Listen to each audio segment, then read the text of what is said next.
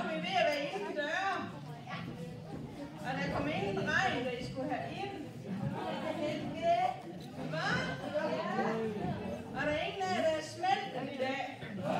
Det er jo dejligt. Der er heller ingen, der er klædt over. Det er for varmt i dag. Det er da dejligt. Hvad? Jamen altså, hvor har vi det godt.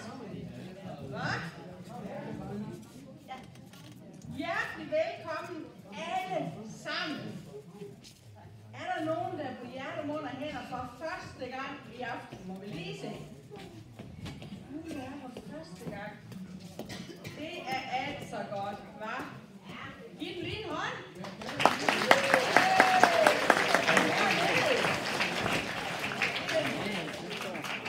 En særlig velkomst skal lyde til Hans Jørgen Østerby.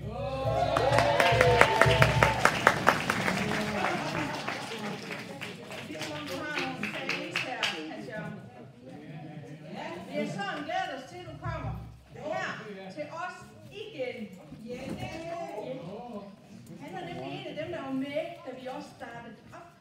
Så han er en stabil mand. Ja, det må vi sige. Er det rigtigt? Er han glad? Jamen, han er da en glad mand. Han kan da være alle sammen med os. Er han beladet med jer? Ja, også. Ja. Men nu siger vi lidt mere om, hvad han er, fordi så kan vi blive det. Ja, det kan vi da. Ja. Men ved du, nu vil vi simpelthen have en super dejlig aften, og så vil vi lige lægge det i Guds hånd. Ikke godt? Ja. For kære far, vi siger dig tak. Tak for, at vi kan samle så mange i aften. Og tak, at vi kan få lov til at åbne Bibelen på mange forskellige måder. Og i aften er det Hans Jørgens tur. Og far, vi beder dig sådan om, at du vil være med ham. At han må få sagt lige det, som du vil have, der skal siges. Og Helligånd, vi beder dig om, at du vil åbne vores hjerter. Så det kan lige ryge derind, det vi har brug for at høre hver især. Far, vi beder dig også om, at du vil være med, når vi skal dele liv, når vi skal lovsynge. Og tak, at du er lige midt i blandt os. Amen. Ja. Vi skal jo starte med at synge Jesus, nu er vi kommet her. Og Hanne, hun er simpelthen blevet så god til alle de der... Men jeg tror gerne, hun vil have hjælp fra jer. Vil I godt hjælpe? Ja, det er godt.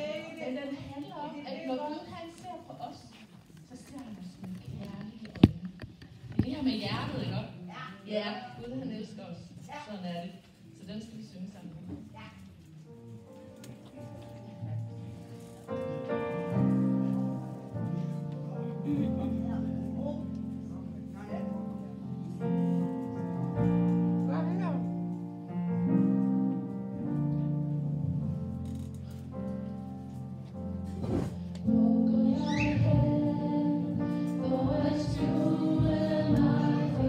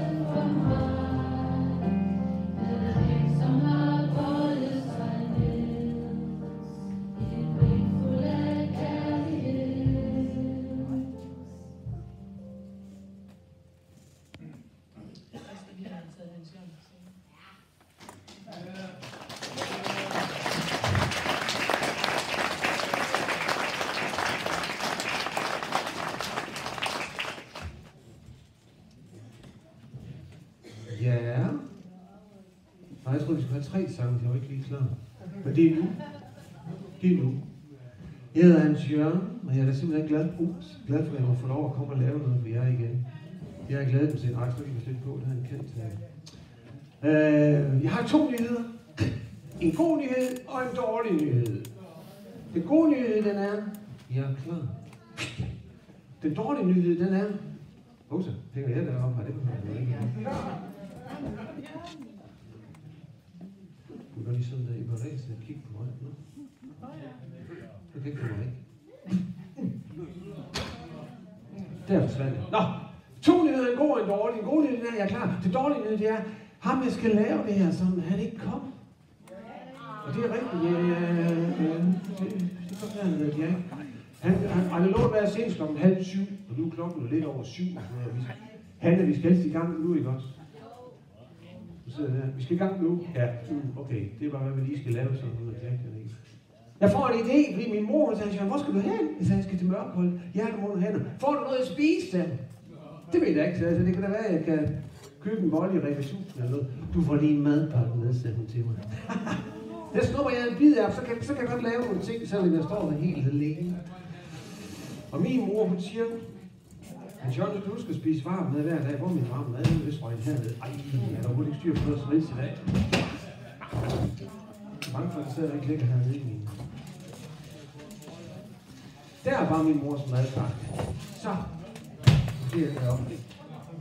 Min mor, hun siger, at John, du skal spise varm mad hver eneste dag. Jeg skal ikke holde til noget som helst. Hun sagde, du får lige en varm madpakke med til mig. Nu bliver den, og det tror jeg nok, jeg skal lige. Jeg skal lige have noget vand til at skylle efter med. Altså, bliver det sådan lidt varmt. Så, hold. Så varm mad hver dag, siger min mor. Jeg skal lige pakke min mors madpakke ud her. Hvis jeg kan. Så, der kom det. Det er sølvpapir her, så skal jeg lige så. Så skal jeg tænde min mors madpakke her med min lighter, fordi så skal jeg bare lige...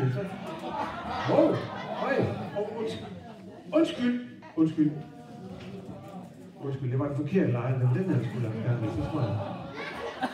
Nej, det var det heller ikke, det var også. Så tror jeg, det er den her. Nå, nej, det var god nok. Så tror jeg, jeg kan sætte sådan. Så, min mors varme madpakke. Så må jeg slå dem videre den, så må jeg...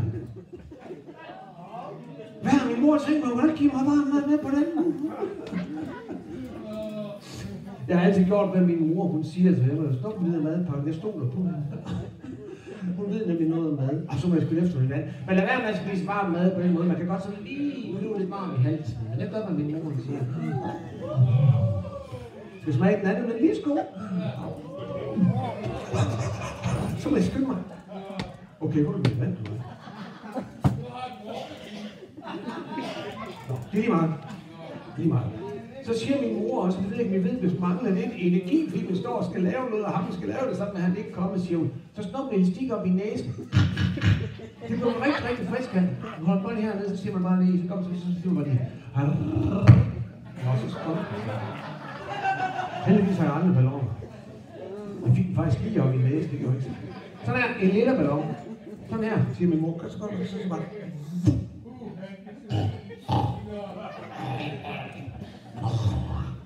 Og hvis ikke det hjælper, siger min mor, så kan du spise en ballon. Så sagde jeg til min mor, man må aldrig nogensinde i hele verden spise ballon. I må ikke gøre det. Det kan være farligt. Men jeg er jo nødt til at gøre, hvad min mor hun siger, det har jeg jo altid gjort. Næsten. Så jeg kan simpelthen kun spise balloner, hvis... Så nu det giver en ballon med i madpakken. Det håber jeg så ikke. Skal vi se? Jeg kan jo godt forstå, hvad min mor hun mener, fordi hvis der er luft i ballonen, så fylder den jo meget i maven, så er man med hele dagen. Det er smart. Problemet er, at man får også luft i maven. Det er jo ikke bare, vi er til at forestille. Så må jeg godt det, der skal for mig. Hold! Så skal vi få luft i den der. Så. Skal lige binde den ud. Min mor siger også, at John, hvis du ikke kan få den til at virke, så kan man få sådan noget, der hedder en ballonudvidelse. Så kan den godt. Men det er sådan, det er omfattet. Jeg håber, det går uden. Så skal vi få den knude der. Så. Kan den være der eller ikke? Det er jo ikke ret, at den begynder at komme ud her, før den er ikke heroppe. Men I må ikke gøre det. Man skal lige have forbi noget, der hedder drøbel, der er bag i munden. Først den der forbi, så kører den næsten. Prøv. Så I må aldrig gøre det.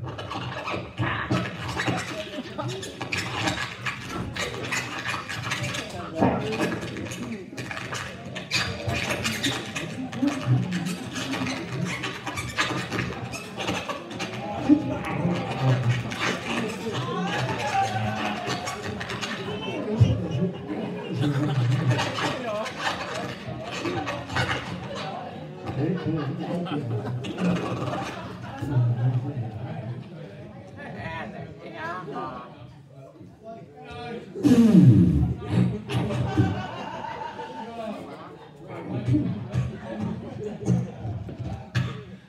siger min mor, Hans Jørgen, husk mælk, det er vigtigt, for det er så salt.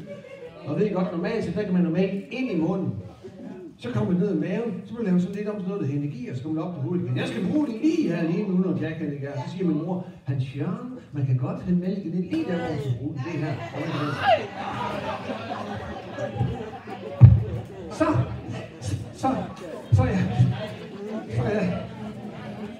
er jeg klar. Nøj, jeg er meget klar.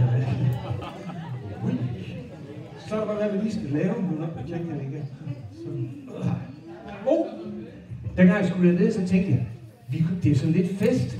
Jeg følte, at ligesom kom til fest, jeg skal ned til jer. Så jeg tænkte, vi kunne simpelthen lige synge sådan en lille festsang. Det er ikke, man nogle gange synger til fødselsdag, vi kan jo godt synge. Der er fest i Mørkholt nu, og det er det jo. Kan du godt synge? Men 2 sekunder, jeg tænkte, det skal være fint, så vi skal have et flag. Så jeg tog simpelthen lige dansk flag, og jeg tænkte, så kan jeg holde det, mens vi synger den her sang. Så jeg siger, hvad var det? Er I klar? Nu! Der er fest i Mørkholt nu, og det er der jo. Kender I den ikke? Hvad? Hvad? Hvad? Er det forkert? Er det her...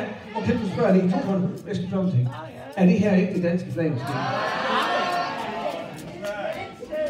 Svensk? Nej, vi er i Danmark, da. Nå, det her flag, er det svensk? Hvor mange synes, at det her flag, det ikke er dansk? Prøv at række fingre i der.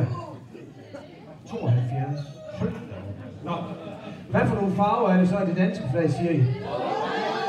Rød og hvid. Rød og hvid. Ah. Jeg var ikke i skole den dag, vi havde en flag, så jeg er ikke så god til det. Det er her. Undskyld. Så kan vi komme til at synge. Er I klar? Er I klar? Nu. Der er fest i Mørkholt nu. Jeg synes... 2 sekunder. Jeg synes godt, at I er svære at optræde for. I brokker jer ligegyldigt, hvad I gør. Hvad er der nu i vejen? Grønlandsk. Er det her ikke det danske flag? Nej. Det er i hvert fald de rigtige farver, det må I give mig. Hvad skal det være på det danske flag, som ikke er på det her flag, siger I? Sådan et kryds eller et kors, skal der være det? I stedet for det rundt. Undskyld. Nå, det er Grønland, de bruger det flag. Det tror jeg faktisk, de har ret i, ja. Ah, det er her. Så kan vi komme i gang. Okay, nu. Der er fest i Mørkholt. Hvad er der nu i vejen? England, det bliver værre og værre det her. Hvad er der? Jeg synes, jeg gør alt, hvad I siger. Det skal være rødt og hvidt. Der skal være et kors. Det er der også. Hvad er der i vejen? Hvad er der i vejen? Skal det være omvendt? Ah, okay, så gør vi det. Okay, nu. Der er fest i... Hvad? Farverne skal byttes op. Er det det? Okay, så det korset, det er hvidt, og det er rundt om, det er rødt. Er det sådan? Min mor blev glad, da jeg kommer hjem. Alt det, jeg har lært med flag, mens jeg har været. Det er her. Endelig kan vi komme i gang. Så kører vi. Der er fest i Mørkholt.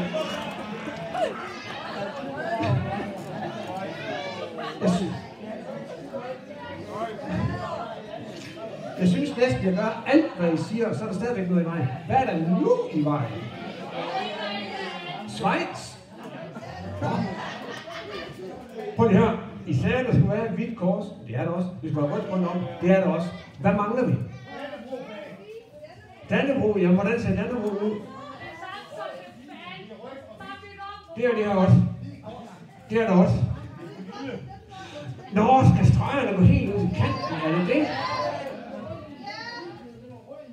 Det er guitaren der, og det er også en flot guitar. Siger I, at stregerne skal gå helt ud til kanten? Er det det? Nå, okay. Så forstår jeg slet ikke. Nå. Ja, okay, nu har jeg så ikke flere flag, så kan vi ikke komme til at synge. Jonas, du sagde, om ikke jeg kunne trylle. Vi kunne godt lige prøve at se, om vi kunne gøre det sammen. Lad os lige prøve at se. Jeg har jo simpelthen taget en hat med. Det skal man jo lave sådan en trylleri her. Prøv at se her. Vi kunne simpelthen se, om vi kunne lave et flag, fordi så laver vi en rød firkant, og 2 røde firkanter op i det andet hjørne, og 3 røde firkanter, en dernede, og 4 røde firkanter, og så skal vi have en hvid streg, der går på den der led, og en hvid streg, der går på den der led. Er det sådan? Vi prøver. Så en rød firkant, 2 røde firkanter, 3 røde firkanter, 4 røde firkanter, og så en hvid streg, der går på den der led, den kommer også derned, og så en hvid streg, der går på den der led, den kommer også derned. Og så er det klar, så kører vi.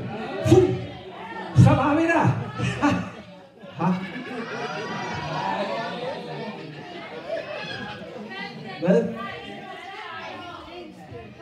Rose. Ej, nu røg den ved siden af hatten. Prøv at se. Nu mangler vi den jo der. Nu du ved, hvad for land de her flag er fra. Det er vist Østrig, det tror jeg også er rigtigt. Det kan jeg da godt se. Men der er ikke nogen. Så må vi prøve en gang mere. Nede med det østrigske flag. Jeg tror, jeg skal have det nede på numsen. Er det okay? Her foran, så vi kan godt se det for jer. Det østrigske flag, der mangler en hvid streg dernede, for den der hvid streg, vi mangler dernede. Nu vil jeg altså godt, vi prøver lige igen. Nu tager jeg altså lige et tjek. Jeg vil godt lige have lov at se, for jeg synes, det er lidt pinligt, jeg ikke snart kan ramme det rigtigt. Er det rigtigt nu? Er det det? Nå, det er sådan. Ej, det kan jeg også godt se, når jeg siger det. Det er sådan, det ser ud. Okay, men vi kunne lige synge et enkelt vers af den der. Vi synger nogle gange til fødselsdag. Man må også godt synge den, når der er hjertemål hænder på Mørkholm. Skal vi prøve det?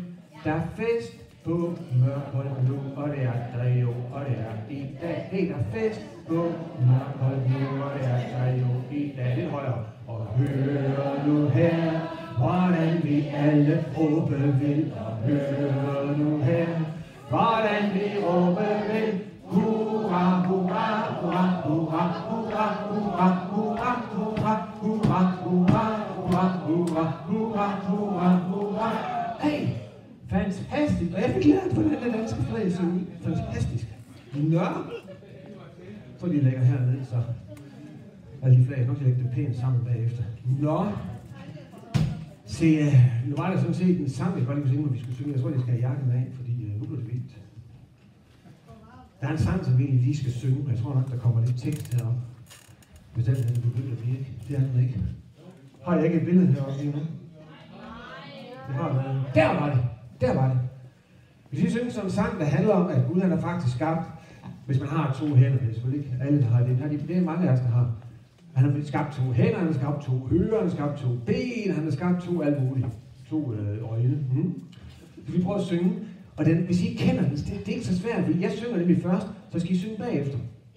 Der kommer lidt musik lige om lidt, men det lyder sådan her. Jeg synger, Gud har skabt min hånd. Så synger I det samme som mig bagefter. Prøv det. Gud har skabt min hånd.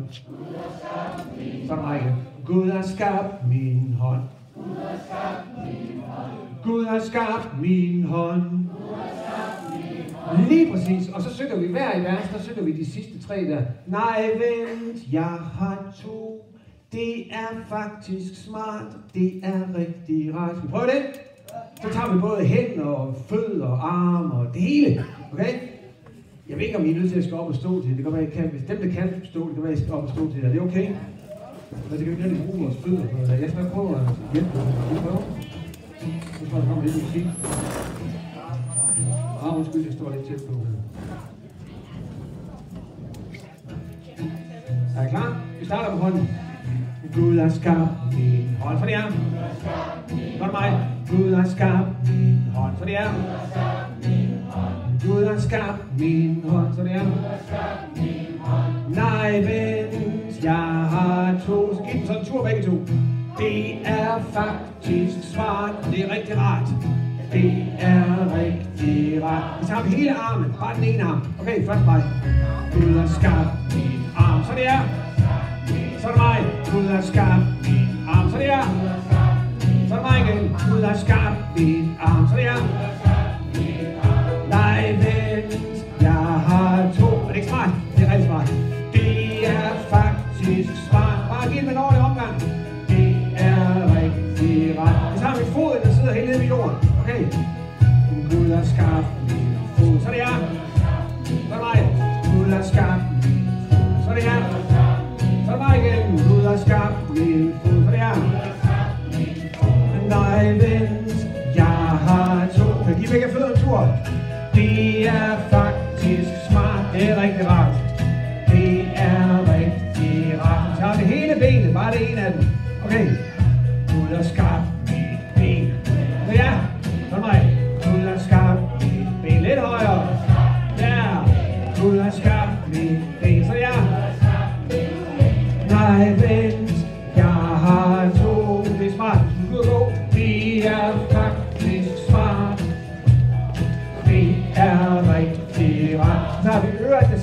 siden af hovedet.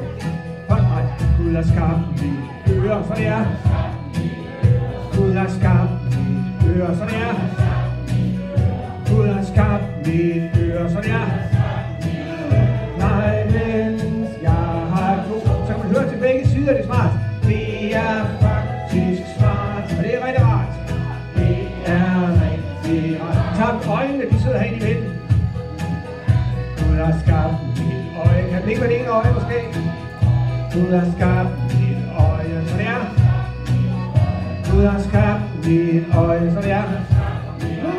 Nej, vent, jeg har to. Det er smart, så siger det til begge sider. Det er faktisk smart. Det er rigtig rart. Så tager vi en balle, der sidder deroppe bagpå. Okay. Gud har skabt min balle. Du kan godt give den lidt til. Gud har skabt min balle, så det er. Gud har skabt min balle, så det er. Nej, vent, jeg har to. Det er smart, hvis man skal sidde ned. Det er faktisk smart. Okay. Det er rigtigt. Så det sidste tager vi hele kroppen. Giv den ordentligt omgang. Gud har skabt min krop, så det er. Så er det mig. Gud har skabt min krop, så det er. Så er det mig. Gud har skabt min krop, så det er. Nej, vent, jeg har det er faktisk smart. Det er godt, kun har en krop. Det er rigtig rart. Fantastisk. Så må jeg gerne sætte ned igen. Og tænk, vi havde 2 kropper, skulle du styr på. Det kunne der være noget. Godt, vi kun har en gang. Nå. Så jeg håber sådan set, at der er ingen af jer, der har set Jackson lige et sted på pladsen i løbet af i dag, så vi ved, at han er i nærheden. Er I bilen? Nej, det tror jeg ikke. Jeg har en idé. Jeg kunne godt lige tage en tegn, Jack, for jer, fordi så kan I sige, nå, ser sådan ud. Det kan ikke se alle lige ned, hvordan Jack ser ud. Så kan I sige, nå, ser sådan ud. Så vi ham nede ved minigolfen og nede ved fjorden i formiddags. Så ved vi, at han er i nærheden. Det var rigtig godt. Prøv at se her. Jeg har aldrig været god til at tegne, men jeg tror godt, det lige kan tegne, Jack. Jeg har sådan en her med, nogle gange så ude, hvis jeg kunne snakke, så ude at sige noget til nogle voksne. Så er sådan en med, at jeg kan skrive ting ned, de skal huske. Den kunne jeg også lige bruge til at tegne Jack på. Skal I bare se her. Jeg har aldrig været god til at tegne, det er der for at sige sådan, men ham kan jeg vist godt tegne. Prøv at se her. Er nogen, der har set ham? Skal jeg tegne lidt mere? Jeg tager lidt mere, okay, det er godt. Han har også en mund, det er rigtigt. Det har han faktisk. Det sidder han, så har han også ører, det har han i hvert fald sidste gang jeg så. De sidder herude. Og sådan lidt hårdt, lige lidt mere end jeg har, sådan lidt mørkere og sådan noget der. Nogen af jer kender ham, har I set ham? Nej? Øjne, som hedder oppe i Lembo. Øjne, de sidder heroppe i stedet. Og herover. Og så en næse nede midt i stedet. Er nogen, der ved, hvad de hedder, de der sort nogle inde i øjnene, dem skal vi lige have med, hvad hedder det? Nej, det der, der sidder heroppe, det er hår. Jamen, de der sort nogle inde i øjnene. Pupiller. Det tror jeg også, de gør. Propeller, eller pupiller. Vi skal lige være lidt nøjagtige, så jeg tror lige, jeg gør sådan her. What? Nu er jeg vist noget, han søger. Jeg ser ikke sådan set ud, så ved jeg selvfølgelig godt, at så kommer hans hals her. Og så kommer hans arme og hans ben. Nu er det lige tegnet dem, fordi nu er det så ikke dem, vi. Hvad? Nej, jeg ringer til ham. Men hans arme og hans ben, dem er ikke lige tegnet, fordi man... Hvad? Tegning? Jeg har lige stået og tegnet. Man kan ikke lave en tegning, der begynder at bevæge sig. Nej. Hans arme og hans ben, de sidder her. Det gør han da ikke. Nej, han gør det. Hans arme og hans ben. Der sker ikke noget. I tager gas på mig. Hans arme og hans... Hvad? Okay, det er ordentligt. Jeg kan prøve at spørge, om han er levende. Er du levende? Ja! Ja, jo ret. Sig mig gerne. Kan du sige noget? Ja! Det kan du godt. Ja! Du kan snakke. Ja, det kan jeg godt. Okay. Det kan man se. Nå. Okay. Hvis der mangler en, der hedder Jack. Jack var lidt irriterende. Nej, det har været lidt frækt. Men hvis der mangler en, der hedder Jack. Jack var lidt irriterende. Det har du sagt 2 gange. Det er fint. Hvad hedder du egentlig? Jeg hedder Nikolaj. Du hedder simpelthen Nikolaj. Ja. Jeg kan også godt huske, gang, da jeg gik i skole, der lærte jeg sådan noget, man kunne sige. Prøv at langt stille. Der. Punktum, punktum, komma, streg. Sådan tegnes det. Nej! Er det dig? Ja. Det jeg kan køre noget. Kan du køre noget? Nej. Så tager vi bare nogle større ører. Det kan du køre af det. Kan du høre noget nu? Ja. Det er godt. Nikolaj, vi står mangler en, der hedder Jack. Jeg kan lige irritere Jeg har sagt 3. Vi står mangler en, der hedder Jack. Jeg kan lige Stop med det der, det er fint nok. Okay. Vi står mangler en, der hedder noget. Ja, okay. Han kan lave trylleri og sådan noget. Okay. Kan du også det? Nej. Det kan du ikke. Nej. Du kan ikke lave trylleri. Nej! Det var jeg står og spørger lige så pænt. Det er lidt ked af, Nicolaj. Så er det ikke dig, jeg mangler. Det er jo Jack. Jack er lidt irriterende. Det er 5 gange så. Det er lidt ondt, det jeg gør, men det er jo ikke Nicolaj, jeg mangler. Det er jo Jack. Jeg kan lige irritere. Stop med det der. Så nu vi skal ham ud igen, og det, så skal jeg nok tegne mit anden gang. Hey, jeg kan køre noget, men fordi jeg skal give det ud. Hey, der er nogen, der slukker lyset. Nej. Det var mig, der vi skal give det øjne ud. Så tror jeg, vi tager munden til sidst her. Så var det i munden. Nej! Nej! Jeg prøver overfra. Måske er det bedre. Nej! Frank er nede, der kommer. Han kan da ikke se, at der kommer med kluden. Og det er irriterende. Stop med det der. Hey. Så fik vi ham. Jeg synes, jeg havde gjort, hvad jeg kunne for at skulle ligne Jack. Jeg kan lige irritere. Hvis han ser sådan ud, er så nogen, der har set Jack. Jeg kan lige irritere.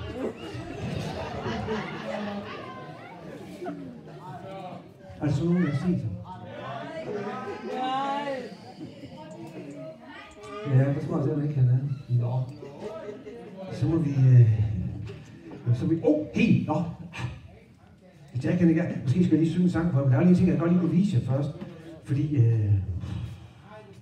Hvis ikke Jack kan er her, fordi så... Nå, vi kan godt lige fjerne det tekst der, og det behøver vi ikke kigge på. Det her, det er Jacks tryllested. Han faktisk ikke have, jeg piller ved den. Han siger, så går det ikke. Jeg kunne da godt lige puste lidt til ham, sådan den rigtig ren, han kommer, sådan helt klart. Nogen kan se, hvad det er, jeg har på mit tørklæde. Det er jordkloden, hvis det er et flot tørklæde. Man kan godt lige puste lidt, så den er klar, når han kommer. Han har bare sagt til Jørgen, du skal ikke pille ved din tryllestav, for hvis du gør det, siger han, så ved man aldrig, hvad der begynder at ske. Så han har sagt, du skal pille fingrene væk. Han har sagt, du skal pille fingrene væk fra min tryllestav. Det siger han, fordi han tror ikke, at jeg kan få en tryllestav. Han tror, der sker alt muligt. Han har sagt, at jeg først begynder at pille med hans tryllestav, så ved man aldrig, at det var noget utroligt. Men det er Jack. Der sker alligevel noget om det. Der sker alligevel bedst, hvis vi putter på de vise det her nede i. Fordi han er ikke sådan der, så kan man sådan der. Så kan han sidde der, så kan der i hvert fald ikke ske noget. Så ved jeg, hvor det er henne. Hva? Nå, okay, det kommer op.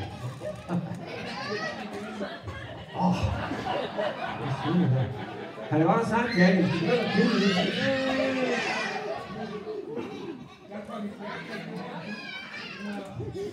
Nu kan jeg lige være bedst, eller hvad pille. Okay, så gør vi sådan her, så kan det i hvert fald ikke hoppe op af hyldestøjet, fordi så bliver det i hvert fald der. Så! Og så jordklub på det første andet. Så, I skal ikke, hvis Jack kommer, så skal I ikke lige sige, at jeg er ved at pusse en hyldestøj. Det siger jeg ikke. Nå. Jeg tror jeg godt lige, vi kunne godt lige synge lige. Jeg kunne godt lige synge lige sang for jer også. Det kunne godt lige have lyst til. Jeg håber, at Jack kan komme på et tidspunkt. Det her billede, det er min bedstefar og min bedstemor. De døde for mange år siden. Det er nogle gange, de blev gift. Hvilken kjole har pigen tit på, når hun blev gift, ved I det? Hvilken farve har den? Den er tit hvid, er den ikke det? Mm-hmm. Prøv at se, min bedstemor, indtil havde hun ikke råd til en hvid kjole. Også. Det kan være, at man nogle gange blev gift i sådan en sort kjole dengang. Der var engang en dreng, der havde været til bryllup, og han kom hjem, så spurgte hans bedstemor, hvordan det var. Så sagde han, og han fortalte og sådan noget. Og så sagde han til sin bedstemor, hvorfor bruger den ikke altid hvid kjole på? Så siger bedstemor, det er fordi hvid, det er glædens farve. Så sagde drengen, hvorfor er manden så sort på? Det var en anden historie. Det her er min bedstefar og min bedstemor. Jeg har aldrig mødt en mand med så store hænder som min bedstefars. Han var smed i gamle dage. Han havde sådan nogle kæmpe store arbejdshænder. De var altid kulsorte. Jeg har set ham spise aftensmad med fuldstændig smurt ind i kul sorte oliefingre. Jeg tænkte, kan man godt det? Det kan man godt. De blev først rene, da han blev gammel og gik på pension. Men han har fået vers 1 i den her sang. Vers 2, der synger min nabo, jeg har haft en gang. Hvis jeg lige kunne skifte her. Det er ikke så godt. Jeg tror, der er nogle atmosfæriske forstyrrelser her. Der kom han. Min gamle nabo, han havde nok lidt svært med mange ting. Han var så meget syg, han var meget ensom, og han havde altid ikke mange venner. Og nogle gange, når man mødte ham nede i byen, så var han så ked af det. Det var som det var det hele. Og andre gange, når man mødte ham, så kunne han bare det hele. Så det er ikke tid til at snakke, for han skulle skynde sig. Han har fået vers 2 i den her sang. Vers 3 synger min kone. Jeg tror, der er nogen af jer, der kender. Nej, den skifter altså ikke særlig godt. Der kom hun. Det er hende til højre. Er nogen af jer, der kender hende? Uden solbriller måske. Det kan være, hun ikke. Hun arbejder med nogen af dem. Det kan være, hun ikke har solbriller på, normalt når hun på arbejde. Hun er Gitte Ø. Det er min kone. Hun har været min bedste ven næsten hele mit liv, fordi vi har været kærester lige siden vi gik i skole. Og jeg kender hende rigtig godt. Hun har fået vers 3 i den her sang.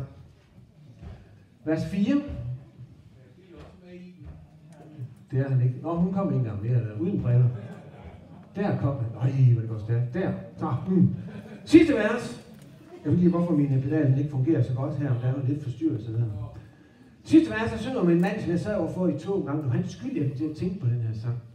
Og det, jeg kommer til at tænke på, det er, at vi er jo rigtig mange, og selvom vi er mange, så har vi alle sammen en stor plads i Guds hjerte.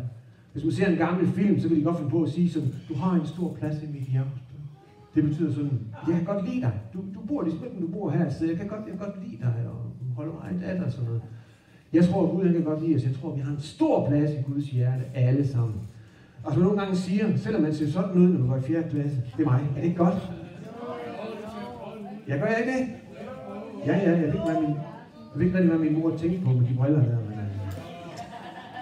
Så selvom man ser sådan ud, når man går i 4. klasse, så har man stadigvæk en plads i Guds hjerte. Og det handler den her sang om at sige, nu kommer billederne igen, tror jeg nok, specielt mine maskiner, som jeg gerne vil have. Det vil jeg ikke have. Jo. Hvis I kender sangen, så må I gerne synge med på omkvædet, og hvis man ikke kender sangen og kan læse, så kan man måske læse her, der står noget af teksten. Skal vi prøve at se, om der sker noget her? Det gør det ikke. Øj, nu er der rødt det hele af her. Det går godt. Nu skal jeg lige se, hvad der sker her. Sådan der, det gør jeg aldrig fik den tændt til, eller gjorde jeg ikke det? Det synes jeg egentlig nok ikke noget.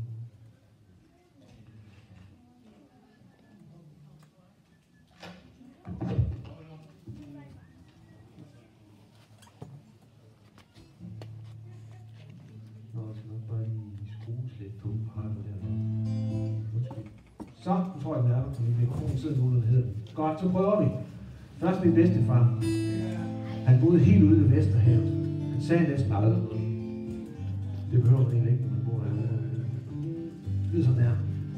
Jeg har kendt ham lige siden jeg var lille. Han var den vestligste jyde, jeg ved. Han har lært mig et og andet om livet. Du ved om Guds frygt og nøjsomhed. Han blev gammel, han blev syg og han blev lille. Og til sidst så var han slet ikke mere. Men jeg kan mærke alle minderne lever, når jeg sidder lige så stille sådan her. Så kommer man på det sådan her. Jeg ved ikke hvad han er, sådan er det. Men han bor et sted i Guds hjerte. Det gør vi nemlig. Jeg ved ikke hvem han er, sådan er det. Men han bor et sted i Guds hjerte. Og så min gamle nabo. Jeg kan få ham frem. Det kom der. Nu, han er så en stor chef, og så gik han rundt om natten, og så sagde han, I skal bare sove. Jeg skal nok passe på hele byen. Så det gjorde han. Han passede på det hele, og vi sov trygt og godt. Så er der også ham, som ingen rigtig kender. Ham, som ingen rigtig kendes ved. Ham, som ingen rigtig gider at være sammen med. Vi gør det mest af barmhjertighed. Jeg har set ham, når han går helt alene. Mest når natten er skummel og grå. Han har aldrig rigtig tid til at snakke. for han har så travlt, det må jeg kunne forstå. Om det igen. Jeg ved ikke, hvad man er, sådan er til, men han bor et sted i Guds hjerte. Jeg ved ikke, hvad man er, sådan er til, men han bor et sted i Guds hjerte. Så er det min kone, der Gitte. Hun er faktisk meget interesseret i sport. Hun er begyndt at gå til ansigtsløft. Det må jeg ikke sige, altså. Jeg har kendt siden skabelsens morgen. Nej, måske er det længere tid endnu. Der er en, der kan åbne mit hjerte, som en dør op på klem, ligesom du. Det er dig, der sætter plaster på sårene, og det er dig, der holder stumperne sammen. Det er dig, der viser Jesus til rette, mens jeg bare mumler ja og varm. Okay, hvad kan det? Jeg ved ikke, hvem du er, sådan er det, men du bor et sted i Guds hjerte. Jeg ved ikke, hvem du er, sådan er det, men du bor et sted i Guds hjerte. Så ramte fra toget, og så på i en stor by, der hedder Aarhus. Jeg har kendt dig lige siden Aarhus downtown, lige siden toget satte sig i gang. Du har tumlet rundt et sted i mine tanker, så nu giver jeg dig en plads i den her sang. Jeg ved ikke, hvem du er, hvad du skulle, for jeg fik aldrig rigtig mod til at spørge. Men jeg kender en, der kender alle hjerter. Jeg gad vidst, om du har hørt om ham før. Det sidste jeg må høre. Jeg ved ikke, hvem du er, sådan er det med dig, men du bor et sted i Guds hjerte. Jeg ved ikke, hvem du er, sådan er det, men du bor et sted i Guds hjerte. Aller sidste gang. Jeg ved ikke, hvem du er, sådan er det, men du bor et sted i Guds hjerte. Jeg ved ikke, hvem du er, sådan er det, men du bor et sted i Guds hjerte. Fantastisk. Ej, hvor synger godt.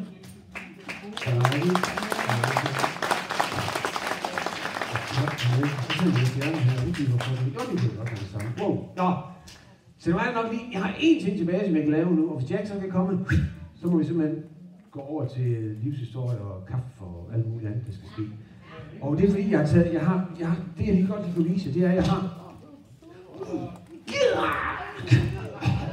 en kuffert, som ikke ser ud af noget særligt, men jeg kan godt sige, at den er bare tung, og det er fordi, den er helt fuld af, tada! Det er rødt håndklæde, det kan da ikke være sådan. Nå, nej, det var en bog. Det var derfor, det var sådan en stor bog. Du kan have bud på, hvad det kunne være for en bog. Det er bilen, ja. Nu ved jeg ikke, om nogen af jer kan læse, og jeg ved ikke hvad, så skulle I lige kunne snyde og læse der.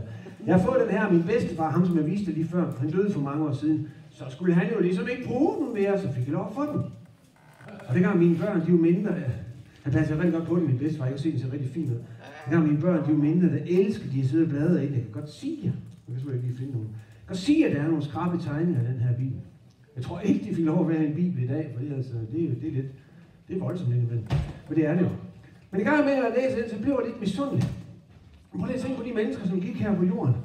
Dengang med Jesus var, de kunne faktisk gå ind og se ham med deres øjne. De kunne gå ind så lige og røre lidt ved ham, eller lugte, hvordan Gud lugte. Det kan jeg jo ikke. Det er jeg nødt til at vente med. Men i gang med så får det sådan Prøv at tænke, hvis man kunne løbe i hælen af Jesus, dengang han var her. Der skete altid et eller andet spændende, eller vildt, eller noget. Og nogle gange så får jeg det sådan, det vil jeg lige prøve at forestille mig. Men så skal det være ordentligt, så vil der simpelthen sådan noget tøj på, de havde på dengang. Men nu ved jeg, hvad for noget tøj de gik i, da Jesus var her på jorden. Det er jo længe siden. Cowboybukser. Vi kan også bruge start fra neden. Havde de gummisko på? Okay. Så slipper vi derovre. Havde de sorte strømper på? Okay. Det var skitseret lige før påske. Det kan du næsten ikke se her. Så kan jeg se her. Lad os lige prøve at se. Jeg har taget en taske med mig noget tøj. Lad os lige prøve at se, med noget vi kan bruge. Skal vi rykke det der lidt? Lad os lige prøve at se her. Kopperbukser? Det var der nogen, der foreslog. Okay, det er ikke kopperbukser. Nej. Der kommer noget her. Det kan være, I tænker, nå, nu troede vi, det var en mand, ham der stod deroppe. Det er det også. Fordi mændene, de gik sådan her. Jeg ved godt, det ligner en kjole, men det er det ikke. Og det er ikke engang sådan en præst, de kan finde på at gå i sådan en sort kjole. Men det er det heller ikke. Det hedder en kjortel. Kjortel, nu skal jeg lige prøve. Hvis du ved lidt om bogstaver, så kan man høre, at kjole og kjortel, det er sådan nogle af de samme bogstaver. Nu skal jeg se, om jeg lige kan få den på her. Uden at mikrofonen går helt tabt. Lad os lige prøve at se. Det kunne jeg godt. Nej, det kunne jeg ikke. Jo, det kunne jeg godt. Så. Jeg ved godt, det er en kjole. Jeg ved det godt, men det er altså en kjole. Se, nu har jeg taget cykelshorts ind under mine lange sorte bukser. Tror jeg nok. Det har jeg også. Så kan jeg faktisk godt tage mine lange sorte bukser af. Uden at jeg kommer til at stå på en lille underhyde. Ja, jeg er rolig. Jeg har cykelshorts på. Min mor siger, at jeg må ikke stå bare i underhyde. Det går ikke. Vi så nogle gange et bælte på for at styre på vores bukser. Dengang her tog sådan et reb her. Tog de reb rundt om maven for at styre på deres kjortel. Det var, at de skulle ud og gå, og så nu blæsevejr, så var det lidt irriterende, hvis den blæste helt op over hovedet på dem. Det var ikke sikkert, at de havde cykelshorts på, ikke? Så stod de der. De havde reb på, styr på det. Sådan. Du var også rundt med bare tæer her. Hvad tror jeg, de købte, hvis de havde råd til det, til at tage på tæerne før? Klipklapper. Så nogen. Det er altså meget pænt. Klipklapper. Sådan noget her måske. Er sådan noget? Ja, okay. Der er nogen, der kalder den her Jesus-sandaler, så det må være fordi, at han gik i den. Den kan jeg godt lige tage på her. Så kan jeg jo mærke, at der er lidt ligesom et kort bukser på. Det går ikke om nu, hvor det er vinter. Eller hvad vi skal kalde det her. Sommer. Vinter. Det kan godt gå, når det er sommer. Det er lidt ligesom kort bukser. Men om vinteren tror jeg nok, at jeg kommer til at fryse i det her. Hvad gjorde de, når der blev vinter? Så kan man ikke holde varmen i det. Hvad gjorde de så? Er nogen, der ved det? Ingenting. Nu kan de til at fryse. Og de kunne ikke være inden for hele tiden. Deres hus var født ikke så varme som vores. Nu skal man selvfølgelig lige huske, at det var ikke her på Mørkholdt, at Jesus han gik rundt på jorden. Det var heller ikke i Jylland eller på Bornholm. Det var et andet sted i verden, hvor der er noget varmere end her hos os. Men skulle det ske, det alligevel blev lidt koldt, så hvis du boede ude på landet, så havde de sådan et forårsskilt, de lige ud til året, så man skal huske at tage foråret med først, så det bliver så tungt at gå rundt med. Så kan man godt så lige holde varmen, så bliver det lidt koldt om aftenen. Og hvis du bor inde i byen, så tror jeg, de har sådan en her. Hvis I den ene, der hedder Harry Potter, han har sådan en usynlighedskappe. Her det er også en kappe, men på bare ikke usynlig af den. Håber jeg. Kan I se mig? Op her. Det er nærmest bare sådan en stor vest, eller jakke uden lynlås, så har man sådan lige to, så kan man godt sådan lige holde varmen. Godt. Der var lige én ting, jeg skal fortælle jer, og så skal vi lige synge en sang om det. Og så er jeg nødt til at sige, så er det det. Jeg tror ikke, Jack kommer i dag. Og det er fordi, der var jo 12 mænd, der var Jesus' bedste venner. Det tror jeg godt, man kan kalde det. De er ude at ro en nat på en sø, og de skal over på den anden side af søen. Og det går sådan her, fordi det blæser helt vildt. Og det er jo midt om natten, det er mørkt, og det stormer, og det regner, og de er faktisk bange. Så er der mænd som mig, de kan godt blive bange. Og mens de sidder der og roer i den der storm der, så kan de pludselig se noget, der ligner et spøgelse ude midt på vandet. Og så er der mænd som mig, vi kan også godt blive bange for spøgelser. Så de skriger, det er et spøgelse! Ro! Vi skal væk! Så roer de alt det, de kan for at komme væk. Da de bliver roet, det er så en af dem, der siger, altid må mig en undskyld, men det spøgelse ude på vandet, det ligner fuldstændig Jesus. Så er der en af de der 12 mænd, han hedder Peter. Han er nogle gange lige lidt hurtigere end de andre, så han råber lige Peter, han råber, Jesus, er det dig, som at, der går derude på vandet? Ja, råber Jesus, for det er nemlig ham. Så siger Peter, jamen Jesus, går du om på vandet? Ja, er det is på? Nej, hvordan kan du så gå om på vandet? Ja, fordi jeg skulle ud til jer jo. Det er jo aftalt, at vi skulle føles. Men I kan godt se, var det en bange til, at tænkte, du måtte hellere lige gå ud til jer. Så er det Peter, han er lige lidt for hurtig. Så råber han nemlig, Jesus, hvis du kan gå på vandet, må jeg så ikke også prøve? Jo, råber Jesus. Så kan Peter pludselig høre, hvad det var, han til at spørge. Han er nemlig fisker, så han ved alt om vand. Han ved, at man kan fiske i det, og man kan svømme i det, og man kan sejle på det med en båd. Men man kan jo ikke gå på det, men nu var han kommet til at spørge om det. Og de andre, de skulle i hvert fald ikke synes, at han var sådan en kylling, så han tænkte, jeg prøver bare lige. Så tager Peter sådan lige ved båden og svinger ben op over kanten, så prøver han sådan lige. Det virker faktisk fast, det der vand. Så tager Peter også det andet ben med sig. Så slipper han båden. Så går Peter lidt hen over vandet. Og da han lige er gået lidt, så kommer han til at se. Jeg tror ikke, der var mikrofonen ude midt på søen. Da han lige er gået lidt, så kommer han til at se. Okay, båden med de andre, den ligger der. Og Jesus står der. Så Jesus står der, og båden ligger der. Båden ligger der. Jeg står lige midt imellem. Hvad er det, jeg har gang i, tænker Peter. Så begynder han at synge ned i vandet. Heldigvis. Så Jesus lige kom så tæt på, og lige ved Peter. Og så hiver han med op i båden igen, og så sker der ingenting. Og Peter han siger, det er den eneste gang i mit liv, jeg har gået på den sø. Jeg har fisket den mange gange, men jeg har kun gået på den ene gang. Hvis selv jeg kunne skifte her, det kan jeg ikke. Det kunne jeg godt der. Prøv at se her. Jeg har en tegning af det. Se herude, der står Jesus. Og siger, Peter, prøv bare at komme. Så går Peter der. Han kan se fisk lige nede under sine egne fødder. Jeg har været nede i den sø et par gange, for at se, om jeg kunne gå på den. Det kunne jeg ikke.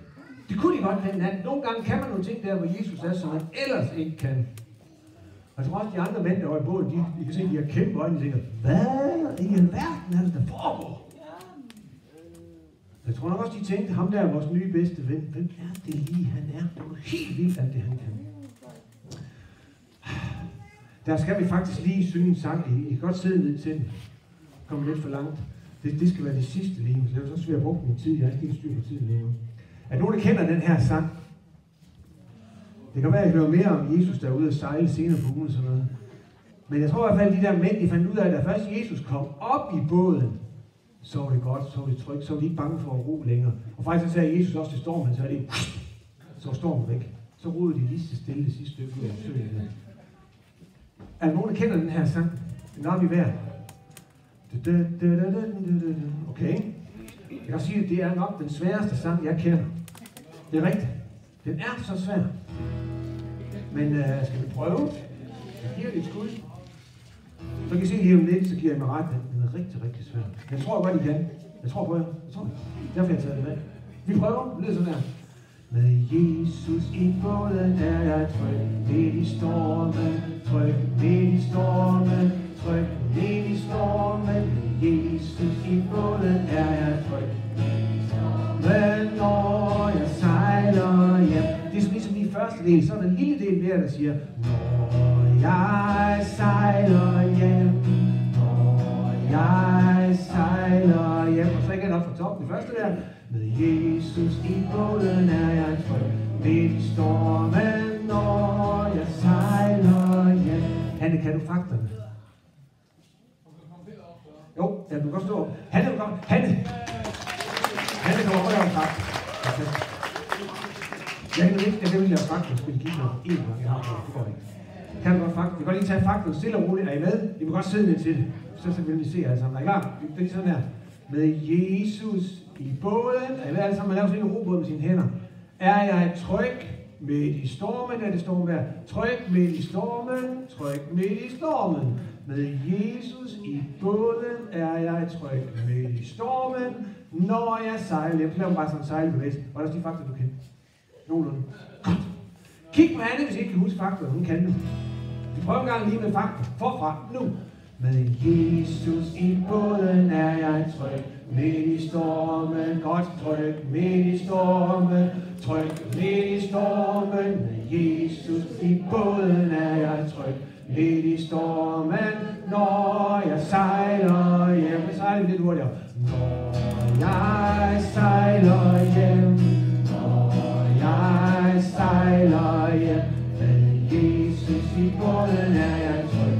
Midt i stormen, når jeg sejler hjem. Har jeg ikke ret i? Den er meget, meget svær. Nej? Det bliver den nu, fordi du skal begynde med at smide nogle ord væk. Det er derfor, de fakta de er vigtige, fordi nogle ord, som vi ikke synger, der var helt lukket. Så viser man faktisk, så bruger man sine hænder. Med hjertet rundt og hænder. Rundt og hænder. Først så smider vi båden væk. Det siger vi synger sådan her. Jesus i. Så viser man bare en båd, men synger det ikke. Okay? Så er det her. Nu følger jeg ikke mikrofonen. Vi prøver. Er I klar? Båden er væk. Nu. Med Jesus i er jeg tryg. Midt i stormen.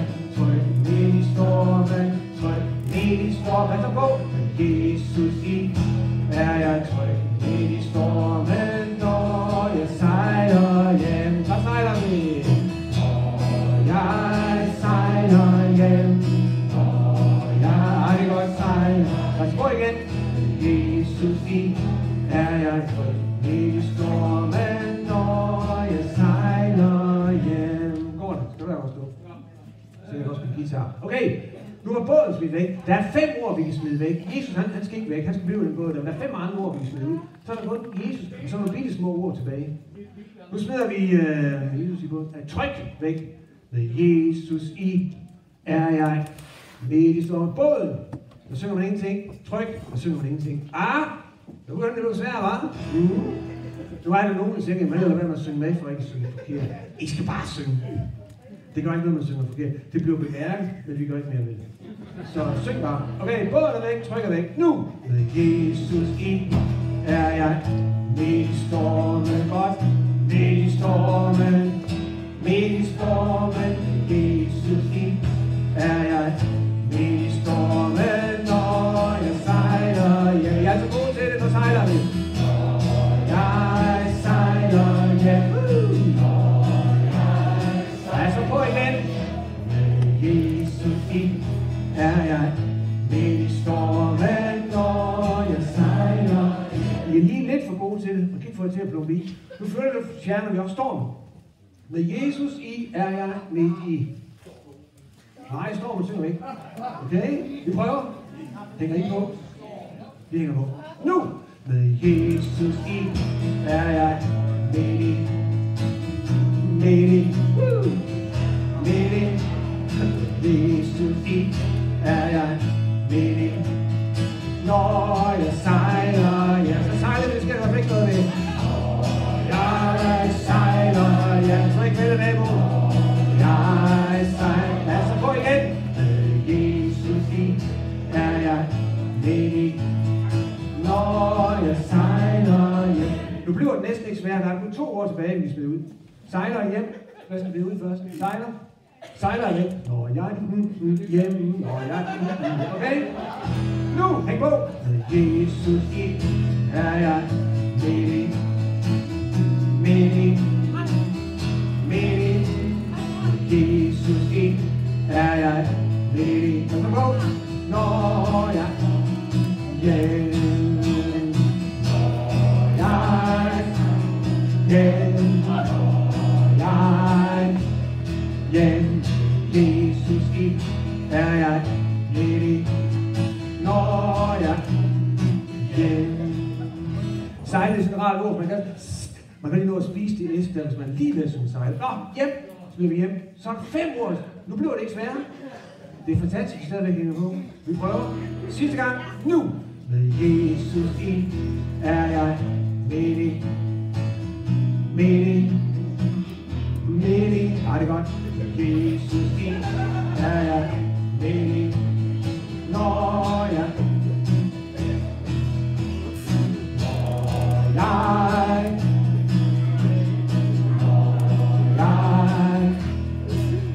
med Jesus i er jeg midt i.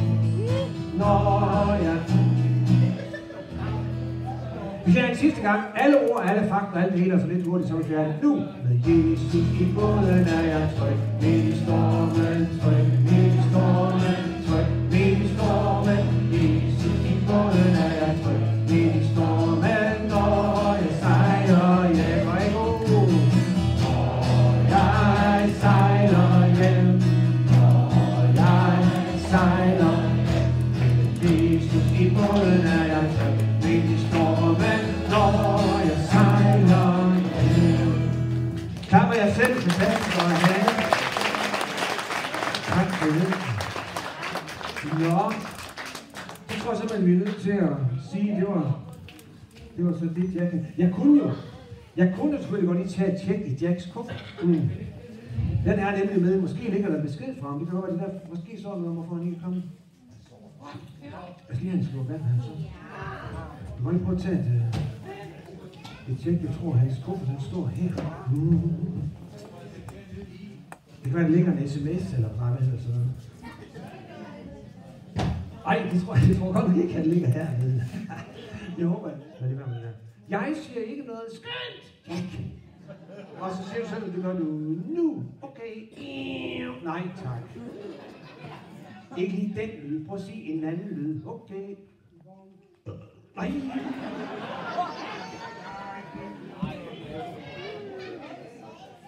Heller ikke sådan en lyd. Prøv at sige et ord. Okay, tis. Nej, ikke sådan en lyd.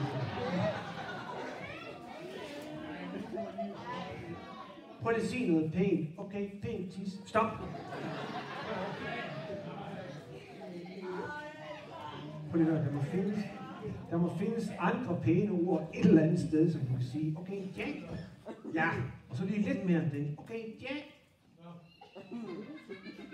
Hvad? Det kan jeg overhovedet ikke. Men jeg kan se, det er mig, der laver din stemme. Er du sikker? Ja, det er dit også. Ja, det vil jeg godt have lov.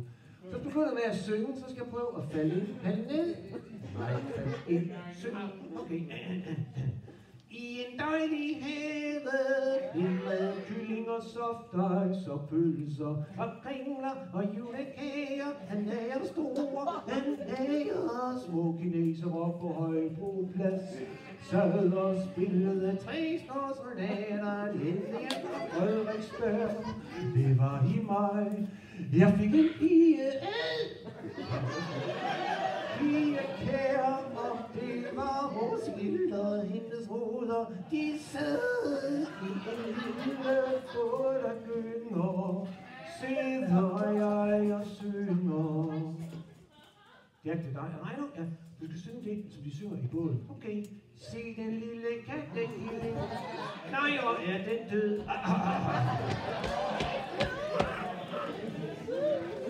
Den er ikke død. Er den rød? Nej, det er den heller ikke. Er den sød? Ja tak. Den har solskin ombord. Måneskin om natten. Flettede Hansen og guldreder Hansen af og sagde, den der kvæster pigerne, han skal leve. Hej piger. Ja, Jack, jeg tror, jeg skal bare. Jeg tror bare, vi skal sige pænt med det.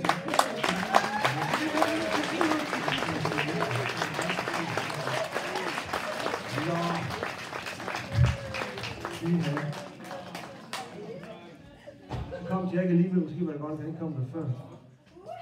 Hanne, du er der. Jeg er faktisk ved at være færdig. Men vi vil gerne sige tak. Det er så dejligt at komme ud og være sammen med jer. Så Jack og Nikolaj, Jack har initiativet. Og mig vil gerne sige tak, fordi du må komme med sammen med jer. Så må I have en rigtig god uge fortsat, og have det godt. Og skal vi synge sang med os? Så tusind tak for nu, og have det godt. Ja, hvad laver du? Ved du hvad, jeg står faktisk her og venter på dig.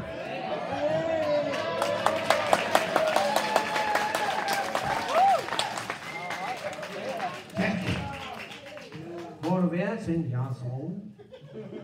Har du bare ligget i den der taske og sovet derovre? Ja, det har jeg. Hele tiden, ja. Hvad har du lavet? Hvad jeg har lavet? Ja, prøv at se de mennesker, der sidder, som vi har lovet. Hvad laver man for, der er mig til klokken 7? Hvor har du været til? Jeg har sovet.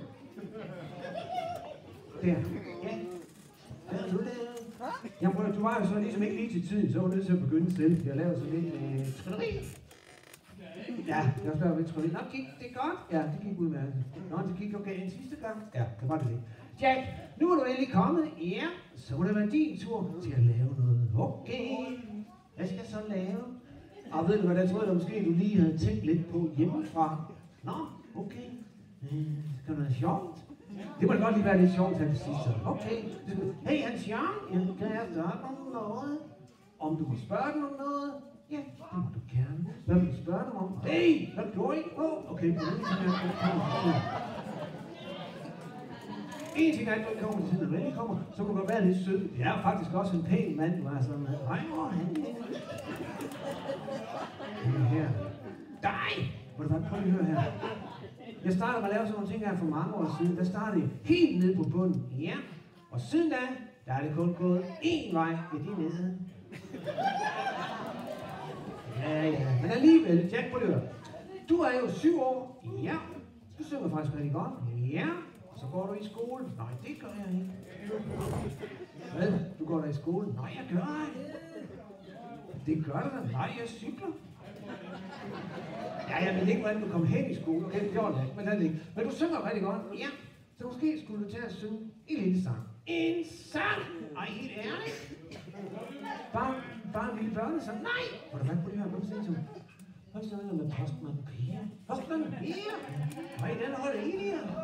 For babyer, ja. Jeg synes, Postmand Per sammen er en fin sang. Ja, du også en baby. Nej, ja, en voksen mand. Jeg har været lidt i gang, så det lyder sådan her. Her er Per, Postmand Per, kører i sin bil hen over en bil.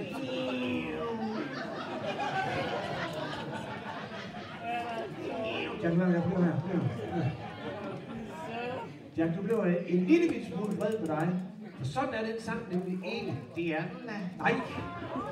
Postmand Per, han kører da ikke hen over en bil. Det gør han da. Nej, det gør han i hvert fald ikke.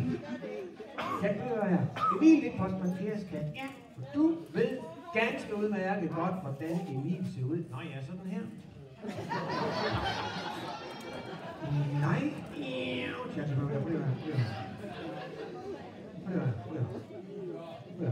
Emil er Postmand Pers kat. Ja, du ved ganske udmærket godt, hvordan Emil ser ud. Nå ja, sådan her. Nej, ikke. Okay.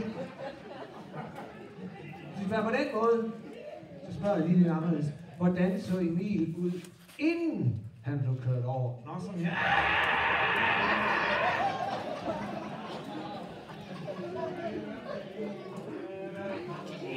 Sådan her. Jeg kunne stoppe. Okay. Vi opgiver det med en sang. Det blev ikke godt, det kan jeg høre. Nu ved jeg det. Jack og mig, vi kan faktisk sammen lave et nummer, der er kedeligt. Vi kan lave et nummer sammen, der er farligt. Vi skal bruge 3 ting. Vi skal bruge et lighter. Vi skal bruge noget benzin. Og så skal vi bruge en kat. En kat? Ja. Og når Jack Watts spørger mig, hvad for nummer vil du lave med lighter og benzin og en kat? Og den kan sige noget. Om jeg har hørt, den kan sige noget. Ja, jo, det har jeg. Den kan spinde, den kan bjerge, den kan væse, den kan sige sådan her. Men lighter og benzin, ja. Den kan godt nok kun sige det en gang. Det er jo simpelthen ikke være bekendt at sidde herinde og fyre af. Fyre af? Jeg vil så sige, der er mange af de her mennesker, der holder meget af dyr, og måske nogle af dem bor ude på landet, og siger, det lugter, så jeg skulle se at være færdige, vi vil bruge vores tid, og der skal også lige ske lidt andet end arbejde. Så vi skal til at, du kan tage og præsentere dig, for eksempel. Det kan da ikke gå helt galt, altså. Hvor er det for eksempel vokset op henne? Du har jo ikke været på Burger King hele din barndom. Nej, okay. Så når du ikke lige havde svar på Burger King, hvor var du så henne? McDonald's? Skal jeg gøre det? Nå, okay. Det er godt, du selv. Ja, okay. Jeg hedder Jack. Jeg er 7 år, og jeg har ikke nogen kæreste. Hej. Jeg er rolig. For først så er drenge på 7 år ikke faste kærester, normalt. Så tror jeg nok, de piger er lige lidt over det niveau. Men Jack, du er jo 7 år, du går i skole. Nej, jeg cykler. Okay, modtaget. Men der er også nogle af de her børn, der er også nogle af dem, der går i skole. Okay, så prøv at fortælle en lille smule om din skole. Okay, jeg har lige lært at skrive hen i skolen den anden dag. Har du lært at skrive hen? Ja. Ej, hvor er det godt. Hvad har du lært at skrive? Aner det ikke, jeg har lært at læse nu. Jack, vi skal være færdige. Vi bruger vores tid. Jeg synes, inden vi stopper, så skal de her børn og voksne lige vide sandheden om dig. Ikke det hele. Nej, så noget af det. De skal vide, at han sidder med hjem fra skolen den dag. Nej, jeg hader dig. Du har siddet med hjem fra skolen, fordi du ikke har opført dig ordentligt. Nej, jeg hader dig. Jack, du har siddet med hjem fra skolen, fordi du har slået Jonas med en kost. Nej, jeg hader dig. Hvad? Nej. Har du ikke slået Jonas med en kost den i skolen? Nej da. Nå, det var en skål. Jamen, hvorfor slog du Jonas med en skål? Du kan finde en kost. Nej, du må da ikke slå nogen mand med en kost, eller med en skål, eller med nogen andre. Man må aldrig slå. Hvorfor slår du ham overhovedet? Han siger, at du ligner min cykel. Ej, hvad er det for noget frøv? Siger Jonas, at jeg ligner din cykel? Ja. Og så bare vil du ham en med en skål. Ja. Der er ikke nogen, der skal sige sådan noget om min cykel.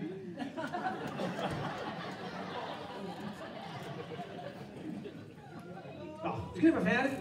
Hvordan synes vi skal runde af på sådan en lidt anstændig måde? En lille sang? En sang? Ja, ved du hvad? Vi prøvede lige før med postmand Per. Det synes vi faktisk ikke gik så godt. Så prøv at komme med et andet forslag. Det var der synge med.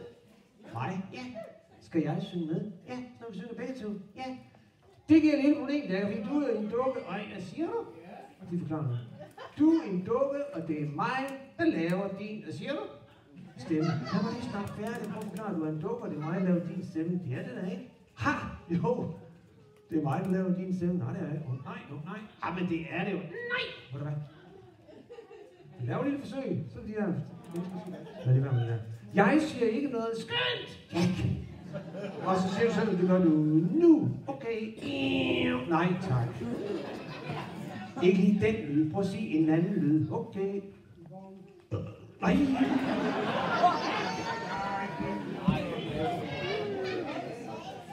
Heller ikke sådan en lyd. Prøv at sige et ord. Okay. Tis. Nej, ikke sådan en lyd. Prøv lige at sige noget pænt. Okay, pænt tis. Stop. Prøv lige at høre, der må findes andre pæne ord et eller andet sted, som du kan sige. Okay, Jack. Ja, og så lige lidt mere end det. Okay, Jack. Hvad? Det kan jeg overhovedet ikke. Men jeg kan se, det er mig, der laver din stemme. Er du sikker? Ja, det er dit også. Ja, det vil jeg godt have lov. Så du begynder med at synge, så skal jeg prøve at falde ind. Falde ned. Nej, falde ind. Synge. Okay. I en dejlig have, med kyllinger, softice og pølser og kringler og julekager. Han er store, han er små kineser på Højbroplads. Sad og spillede 3 små soldater, endelig fra Frederiksberg. Det var i mig, jeg fik en pige kære, og det var Roskilde og hendes ruder. De sad i en lille båd og gynger, sidder jeg og synger. Det er dig, nej nu, ja. Du skal synge det, som de synger i båden. Okay. Se den lille kattekilling.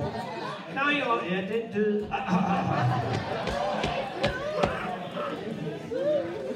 Den er ikke død. Er den rød? Nej, det er den heller ikke. Er den sød? Ja tak. Den har solskin ombord, måneskin om natten. Flettede Hansen hedder Guldrød og Hansen er i Svane.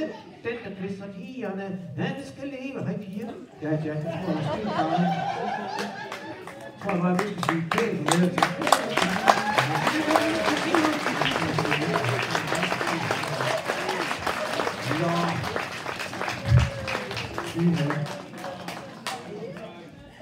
Kom Jack alligevel, måske var det godt, at han ikke kom med før. Hanne, du er der. Jeg er faktisk ved at være færdig. Men vi vil gerne sige tak. Det er så dejligt at komme ud og være sammen med jer. Så Jack og Nikolaj, Jack har ikke kvartererne. Og mig, vi vil gerne sige tak, for at du er kommet sammen med jer. Så må I have en rigtig god uge fortsat, og have det godt. Og skal vi synge sang med os? Så tusind tak for nu, og have det godt. Ja, tusind tak.